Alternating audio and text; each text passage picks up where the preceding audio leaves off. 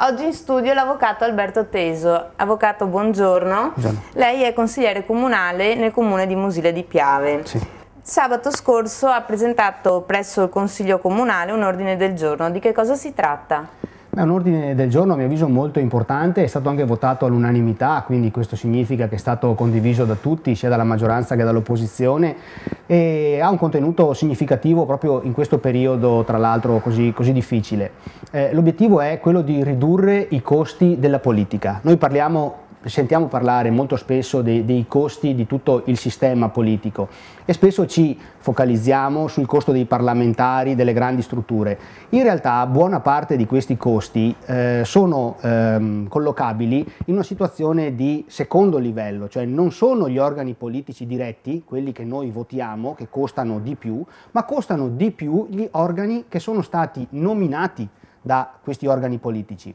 Il mio ordine del giorno era relativo alle società partecipate dai comuni, cioè quelle società in cui i comuni detengono la totalità delle azioni o delle quote per far svolgere alle società medesime dei servizi di interesse pubblico. Lo scopo è tagliare drasticamente i costi di queste società. Ci fa un esempio di che cosa sono le società partecipate? Sì, le società partecipate sono appunto società costituite nella forma delle società di capitali, partecipate solo dai comuni, quindi solo dagli enti pubblici e incaricate di svolgere dei servizi di interesse pubblico a rilevanza economica, dice la legge. Cioè, per fare l'esempio più semplice, la nostra ATVO, l'ASI, la società dell'acquedotto, Alisea o Veritas per i rifiuti, poi ogni comune tende ad avere anche delle società patrimoniali comunali, la Jesolo Patrimonio, qui a San Donà c'è la San Donà Fiere che gestisce appunto la Fiera del Rosario. Sono dei bracci operativi degli enti comunali, più agili, più veloci,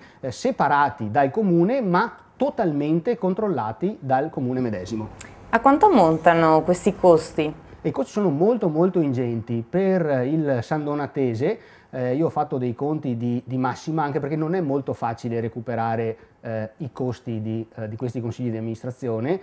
Parliamo di 250.000 euro l'anno. Il Gazzettino riportava la settimana scorsa un'indagine analoga fatta per il comune di Venezia, dove si parla di 1 milione di euro l'anno per gettoni pagati ai membri dei consigli di amministrazione di queste società.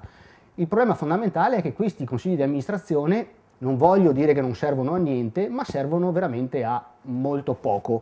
Ma le persone che compongono questi consigli, queste società partecipate, sono persone competenti, cioè hanno una qualifica oppure...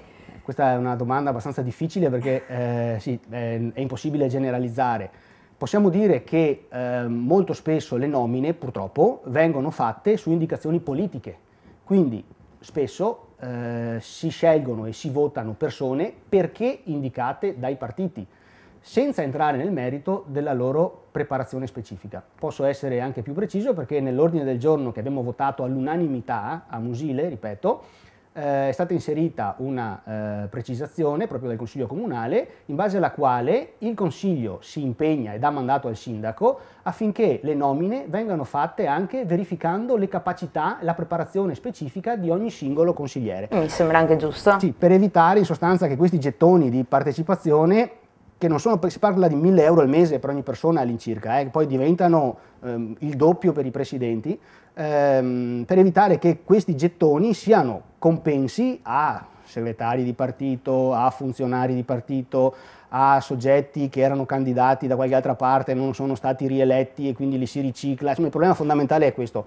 non si fa politica per integrare il proprio stipendio, non deve essere un modo per quadrare il proprio bilancio. Se uno lo fa perché ci crede, lo fa perché vuole esaurire il suo mandato, lo fa per un lasso di tempo determinato, quando ha finito basta, torna a fare il suo lavoro. Non è possibile che qualcuno, perché ha una tessera di partito o perché ha svolto attività politica, possa essere premiato andando a fare il consigliere di amministrazione di un ente che potrebbe benissimo muoversi con meno consiglieri, perché in molti casi sono 5, io dico perché non 3?